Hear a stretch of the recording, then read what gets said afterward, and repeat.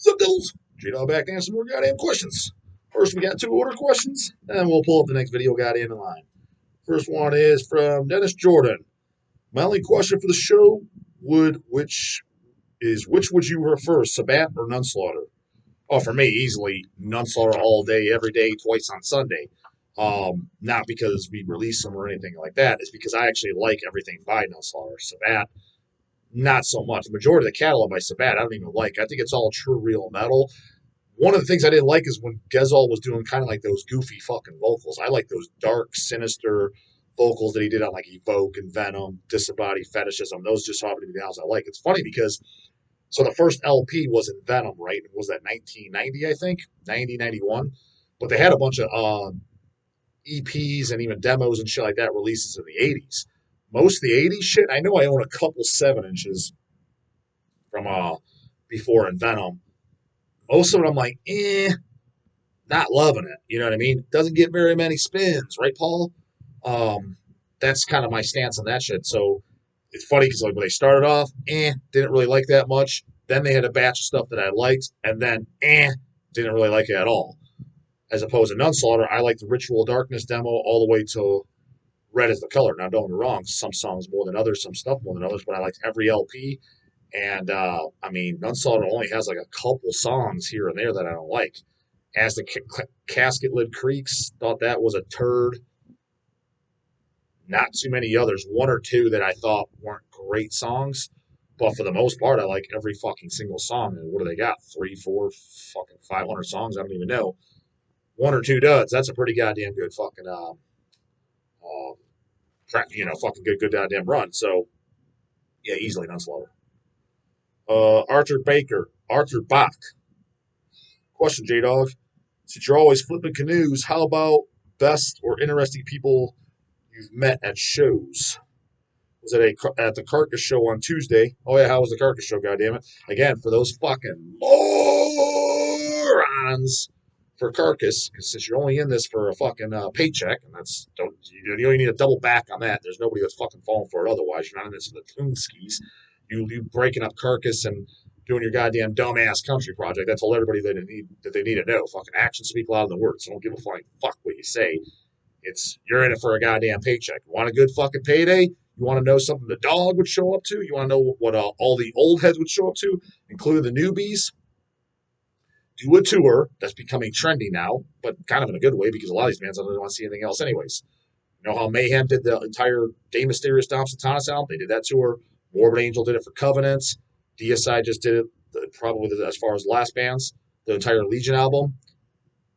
Carcass, do that. Literally do from entire beginning to end Rika Putrefaction. Try to get those fucking gutturals down, everything like that. Get that pitch shifter back, make it sound ultra cool as fuck. From Gentle to Grinder all the way to the very end track. Do not skip a single fucking song. So you're going to advertise it as Rika Putrefaction fucking tour. Hell, when that came out in 88? A few years later. I was going to say you could do 40-year anniversary, but yeah, fucking 5 years still a long way. You might not even be able to do it. And who knows? Maybe be dead. One of the guys may be dead in 5 years. Never know what can happen in 5 years. A lot can happen in 5 years. So just do whatever. Do it in 2024. That'd be great. Dawg would definitely show up to that. And then since Reek is only 35 minutes or so, then do a handful of songs off Symphonies of Sickness. So all Reek, entire album, which the reason why I specifically say Reek is because I have a bunch of bootleg recordings from when Reek was the only album out. So we're definitely around 88, as usually most of the recordings are. They have never in the history of the band, at least to my knowledge, based on the recordings that are out there, never, ever played every single song off that album. I mean, songs that were given that they'd always do is like Gentle Grinder, Fermenting Innards. I mean, there were songs that they would do, but not every song, not even fucking close have they ever fucking done every song off of that album. So probably at most, I'm trying to think how many tracks they would do on LP, maybe 15. Probably about half the album they did. So it's about half that they didn't. So that'd be cool to hear that entirety and just to hear the vocals and shit out. It'd just be most cool. And then, yeah, fill up the set, do a full, 60, 70-minute set. Do just symphony songs. No dumbass necroticism. I do like it, though. No, but, I mean, come on. What the fuck? You go there now. That's the majority of what the set is necroticism. It's like, wasn't even what the band started off as. Necroticism was already changed as is. So there's a goddamn fucking sales pitch idea for you goddamn Carcass, Jeff and Bill. I know you're in this strictly for a paycheck, which whatever. I mean, I would be, I'll go to that, and I guarantee you'd have full fucking houses. So since you're just doing this for cash, that'll give you full fucking wallets, and then do shirts and stuff like that, the REAP tour, shit like that. Maybe do some of the old school merch. You know, the demo shirts you did back in the day. You know, all those like Symphonies of Sickness shirts with the fetal skeletons and the rotten heads. You have the shirts on the back. I read the putrefaction. Do that whole merch line. Dawg's giving you free fucking advice. So any of you guys that know fucking Billy Boy or fucking Jeffy, both of which don't listen to metal anymore, guaranteed, send him over this goddamn video. It's free fucking advice for you. Nobody cares about the new crappy album. Anyways, what the fuck I even need to answer this goddamn question. I met a father and son at the show, and they were really nice people. Father was still in the metal, and the first two Carcass albums, you find that they're few and far in between, but you find them every now and again. Two Carcass albums, and son was a huge Mortician fan. Oh, it's down with the Tish, huh? How old was the son? When you're saying I'm picturing like a 12, 13, 14-year-old, but it could be a 60-year-old man and literally got a son my age. So out of curiosity, put that in there. So as far as I'm concerned, Father of the Year in my books. Yeah, if you got him to the goddamn Tish, my fucking dad damn sure ain't listening to the goddamn Tish or Carcass. Not at all. As far as coolest people I've ever met at shows, I mean, it'd be the people that I kind of associate with the most to this day. I mean, it'd have to be like, you know, like Dawn of the Dead, Jim, Jamie Athnar. I met them initially at shows, you know, Brian Baxter, guys like that. Uh, uh, you know, Matt Harvey. I mean, Matt Putrid, the artist. Did I meet him at a show? No, I think I first met him at Wasteland. I think it was at Wasteland. Shane Von Gool from the Lurking Corpses. Those are definitely. Yeah, Cole Jones from Exhumed. Trying to think of the coolest fucking people I ever met. And then who's entered that cap, because I met him in more recent years. I met him technically the first time at our Hell's Head Bash. I think the second one, the last one we did.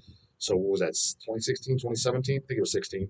I met Scott and Mike of Cyanide, and Scott and I don't know, we don't talk every day or anything like that, but you know, we text each other like that. And I've met him more in recent times. I guess I met him again officially for the first time in person after texting. He was contacting me through my channel. That's when he kind of started talking to me and stuff. That's when I started the channel.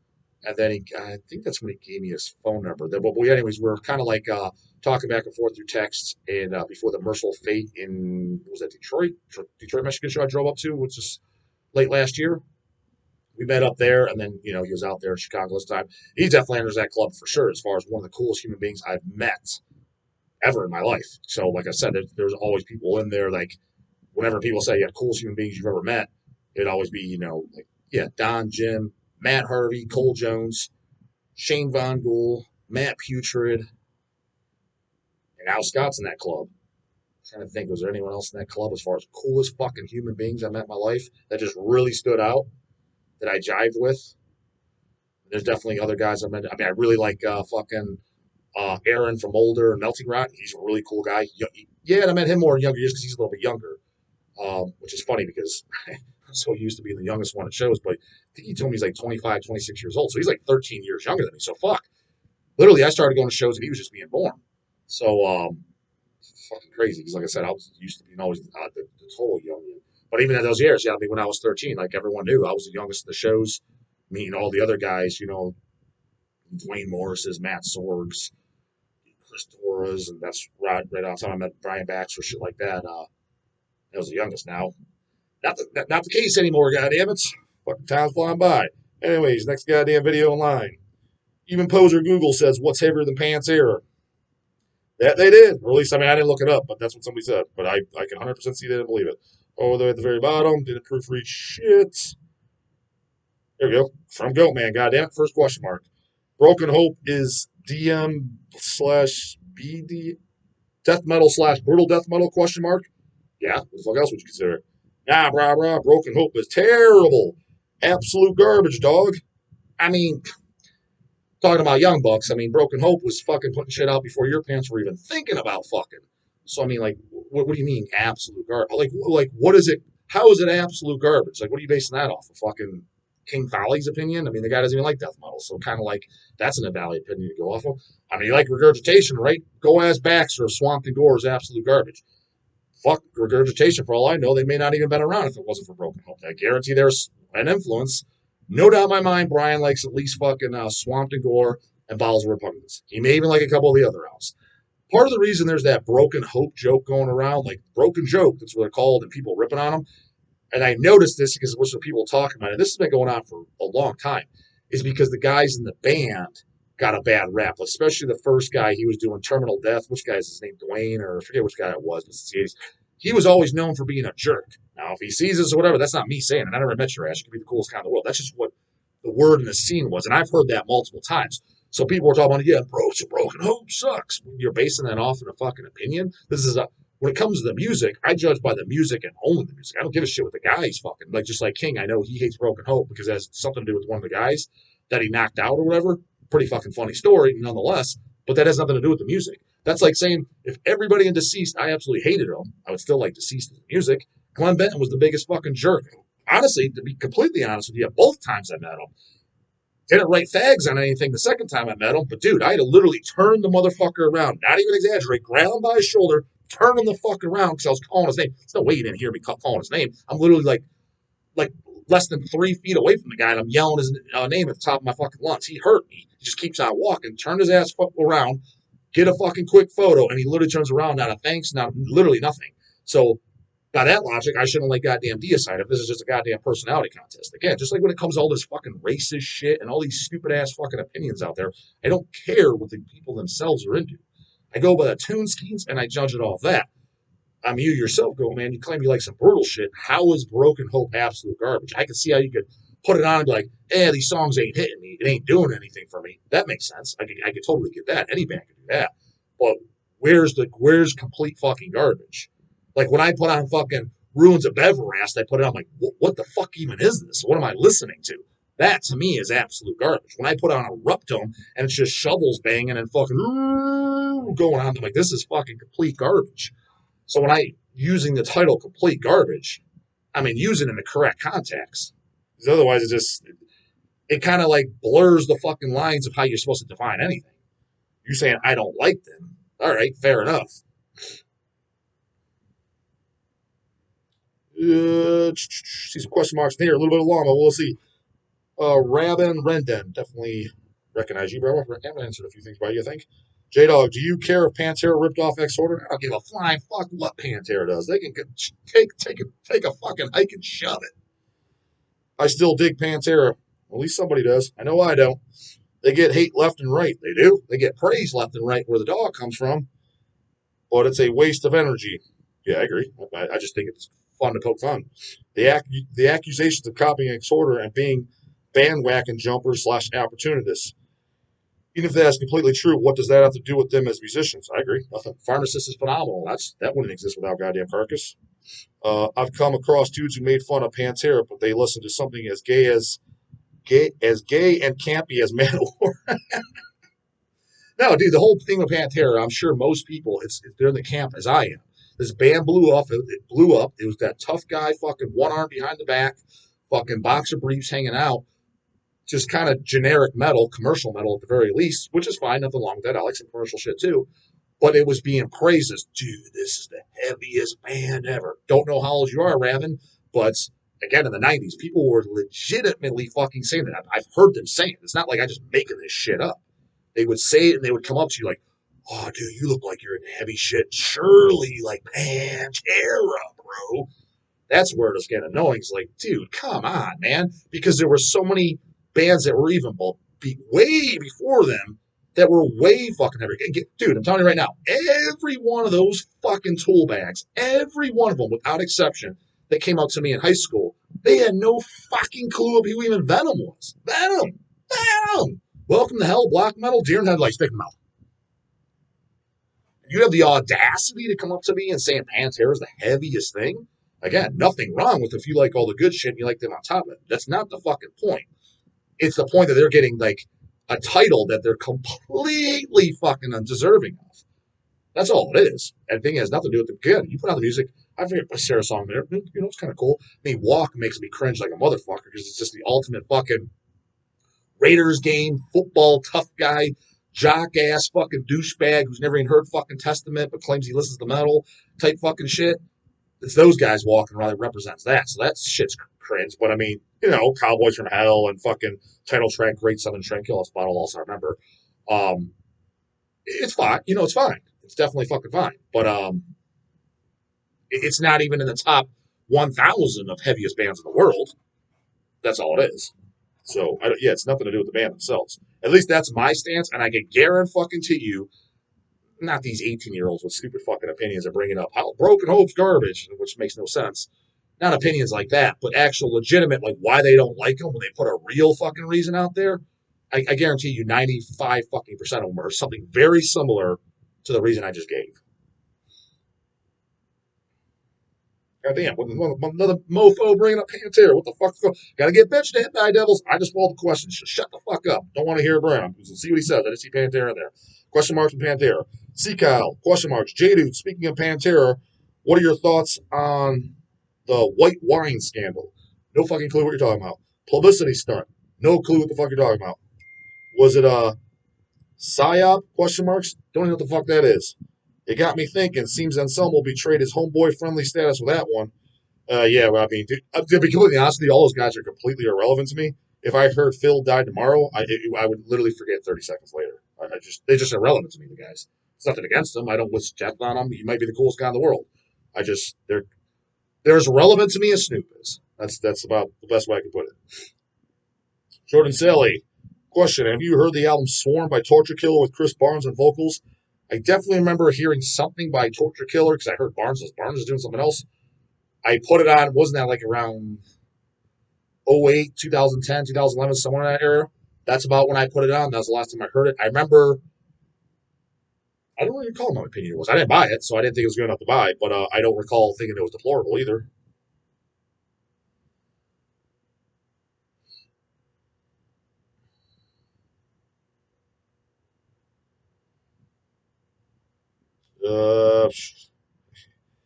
Phil Anselmo's boxers. Question: The old man's lips trembled. Is he talking about this old man? Reflected in the mirror, he saw his old self, young and proud. Many stories.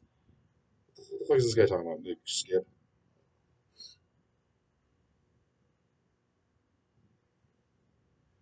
Joe Deakins. I don't get the suffocation hate. Like it or not, they never put out anything deplorable. Yeah, I agree. I mean, even some of their later albums and shit like that, I didn't like the sound on their album, but they at least stayed consistent. And they're damn fucking sure heavier than Pantera. Dude, Human Waste, one of the greatest death metal fucking maxi 12 inches of all motherfucking time, god damn it. Dude, heaviness and just awesomeness, that destroys Pantera's entire crappy ass fucking catalog combined. Not even a competition. Now, do you think any of them fucking bozos heard of Suffo? Now, kind of now, yeah. That's just because of all these fucking Twitter and Instagram wimps. That's where all this shit came from, social media, which can't complain too much because owning a business and selling metal, it's definitely helped. The scene's only growing. What does that mean? It means it's good for the dog in that sense. Annoying for a fucking fan. The fan side of me, it's annoying. But I mean, dude, in the 90s and shit, when those idiots were coming up to me, they didn't know what the fuck suffocation was. Not one of them bozos. Not fucking one of them. Pantera, Cold Chamber, Tool ass fucking listening, Static X t-shirt wearing mofo ass fucking canoes knew who fucking goddamn suffocation was. Not one. Fear Factory 2 in there, goddammit. Super on it. Question, J-Dog. Of all the songs Mortician covered, which did you like the best? Ooh, that's a tough one. I really did like their Procreation of the Wicked cover, but I think I liked most the dual combo on Domain of Death, the Disastrous Murmur cover, and the Pungent Stench cover. Why? Big fan of both those songs and both those bands, especially early Pungent Stench. And it was cool that they picked the two Austrian bands that sound alike, very much alike actually. And basically, from what I can gather, didn't ask, I can ask if I ever get Will as a goddamn interview, which hoping to in September. Sure, he's gonna tell me no, though. Goddamn it, or Wiggum at best. We'll see. Goddamn it. I'm gonna assume that they couldn't pick which band to do, so they did both. And the reason why that was so cool is because, I mean, even especially at the time, who the fuck was covering those? I mean, I'm sure bands have come along. I mean, Hemorrhage covered Bonesaw by Punch and Stench. That was cool as fuck, too. Thoroughly enjoyed that. But I can't even think of too many other bands that covered Punch and Stench. I'm sure there's a couple others that I'm aware of that I forgot about. But nonetheless, even the ones I'm aware of, it's not many. Disastrous Murmur, I can't think of, off the top of my head, I can't think of anybody. But for sure, Domain of Death. Domain of Death, what year was that? Was that 2000? I think that came out in 2001. It would have been hella scarce how many bands covered them. So 2-on-1 combo on the same disc, I thought that was cool. So for coolness and like, holy shit, because I was already a fan of those at that time, it would have been the Punch and Stench Disastrous Murmur on the Domain of Death album. Gotta go to church, you know the fucking news, when the guys watch get down every morning. Later, goddammit.